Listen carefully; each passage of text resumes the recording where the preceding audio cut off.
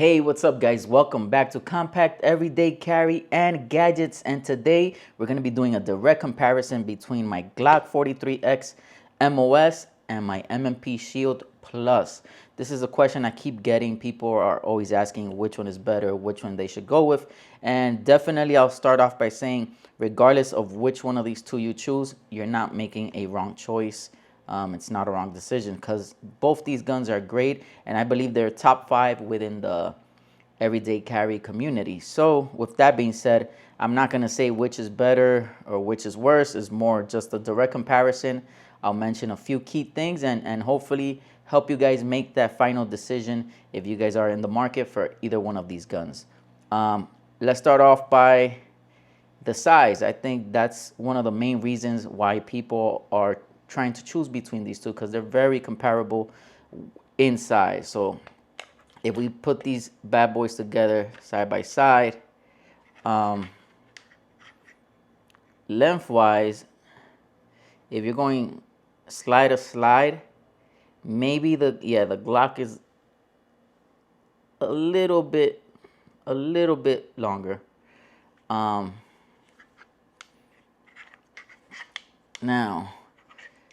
let's see. Let me change out the mag, because right here I got the worn extension for the Glock 43X. So let's put it with a flat mag. This is the PSA magazine. So here it's flat now. So let's see how it compares there now.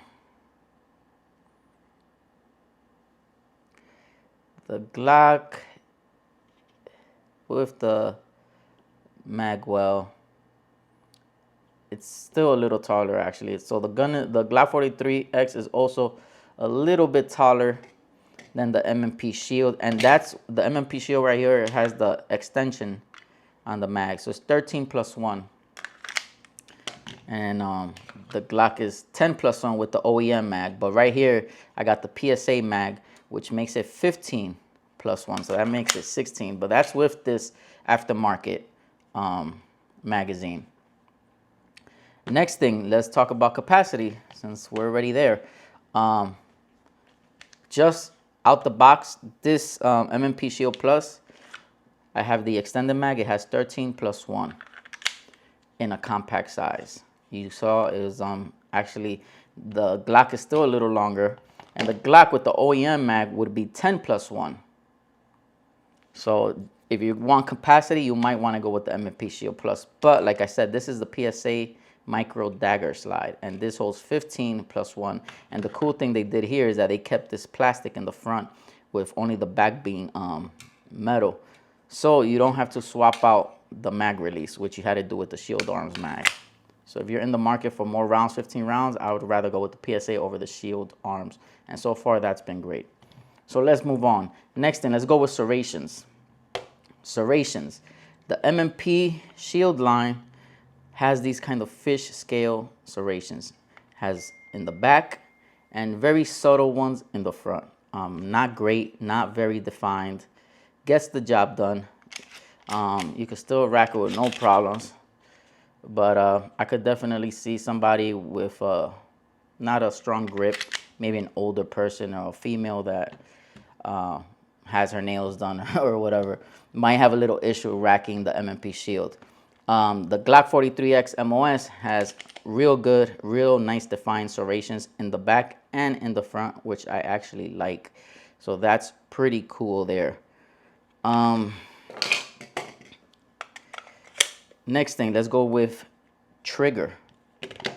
Glock triggers are hit or miss. If you're going with factory triggers, they're definitely hit or miss. Some people have had good luck, some haven't. Luckily for me, I've had great luck. I love the trigger on my Glock 43X. That's why I haven't really rushed into swapping out the trigger. Eventually, I do want to get a Johnny Glock's Vex trigger, but that's more just because I want to add it, not really because I need it, because like I said, this trigger is great. But the M&P Shield Plus, this is one of the biggest upgrades that the M&P line did, was upgrading the trigger, and I love the way this trigger performs. I love the way it performs. I love the way it looks. I love the way it feels. And the reset, everything is really, really good on that trigger. So if you want capacity, you want slightly smaller gun, the M&P Shield is definitely in the lead when with those departments. Next, if you're in the market for a gun that has the option to mount red dots on it, both of these come with the red dot option. Now this is the MOS version of the Glock, so these will all come with the optics cut already ready for it. Now the M&P Shield, as you can see, I do have the optics cut version, but they also sell one without it, and you could get it for slightly a little cheaper. I think $50 less. I believe you could get this gun for $400 flat without the optics cut. Now let's talk about pricing now that we're there.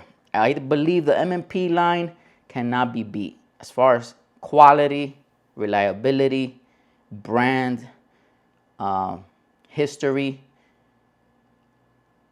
is really hard to beat. And when you compare that with the price, you can't get a gun in this, a gun with this reliability, a gun with all these things that I mentioned, the capacity, the quality, the reliability for the price. It's very hard to beat an M&P Shield. As for the Glock, you're paying for what you're getting. Probably one of the most reliable brands. I've never had any malfunctions, any hiccups with this gun, neither with the M&P, but I do got more rounds through this Glock 43, and have never had any issues. But yes, Glock sometimes cost a little more, and you might feel sometimes like you're buying such a plain gun. It doesn't have any bells and whistles. It's like straight to the point. You're buying a gun with quality, a gun that feels great, that looks great, but it's very basic gun, and you're definitely going to be paying a little more. But like I said, you are paying for a Glock, and reliability comes with that name. But you're not sacrificing reliability with the M&P Shield as well, which is also great. Now let's move on to grip. Now both these guns feel good. This is one of those harder things to gauge, because I believe it's all preference. Some people might like the way something feels over the other. The Glock, we all know they're not known for having the best grip. Very basic grip as well. But the cool thing about Glocks is that they have so many aftermarket options. Like right here, I got the Talon grip with an off-brand Hulk sleeve, and I added this magwell at the bottom, and that has given me the perfect feeling grip for me. And that's something you might not be able to do depending on the gun you have. But Glock, like I said, if you want a Glock and you want to customize it to your liking, then Glocks are definitely the way to go. But yeah, I love the way this feels. Now, out of the box, I still like the way the 43X feels in my hand, and that's why I wanted this gun. But of course, like I said, it doesn't have a lot of texture. It doesn't feel grippy.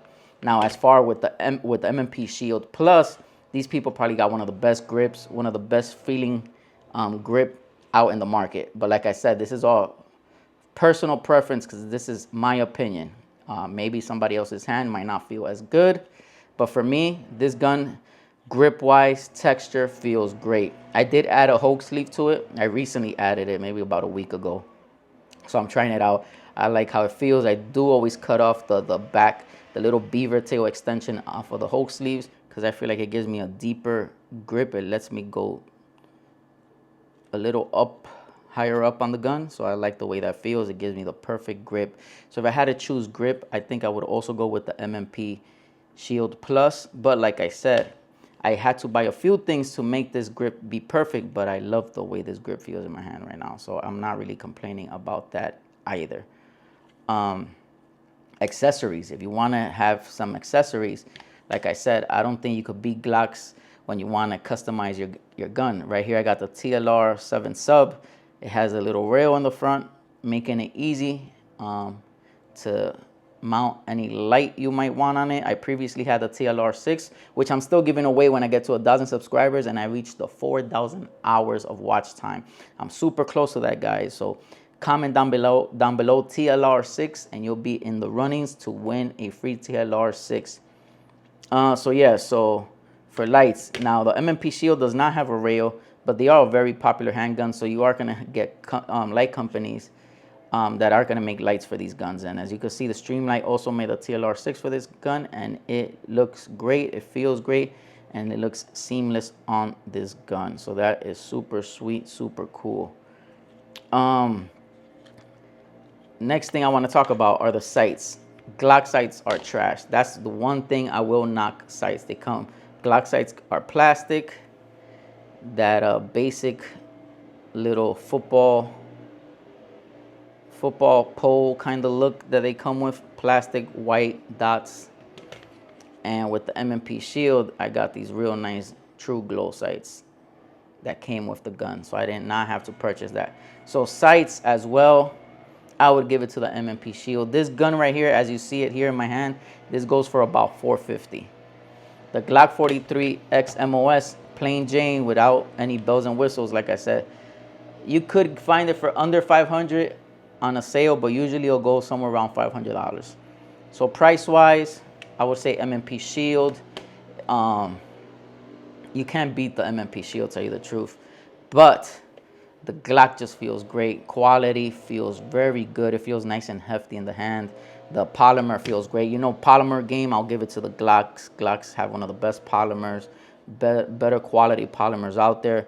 The M&P shield feels good, but I believe with the plus, with the upgrade, since they're fitting more rounds in the magazine, they had to hollow out the polymer a little bit, so it feels a little more like a shell, like a more hollow shell. That's the one thing I did notice since I got the first generation of this. The polymer feels a little skinnier, a little more hollow inside. But that's it, guys. I don't think I'm missing anything. Let me know down below if I missed anything, and if I did, ask the questions. I'll make sure to answer them for you guys. But yeah, that's the M&P Shield Plus and the Glock 43X Mos. Let me know which one you guys would go with and why. Thank you guys for watching. I'm going to be leaving all the links to everything that I mentioned on these guns. I'll put them down in the description. As well, I'm going to add the donation button because I am going to start going out to the range, and ammo is getting super expensive. So if you guys want to contribute to the channel, help me out, buy a box of ammo, that will be greatly appreciated. Thank you guys for watching.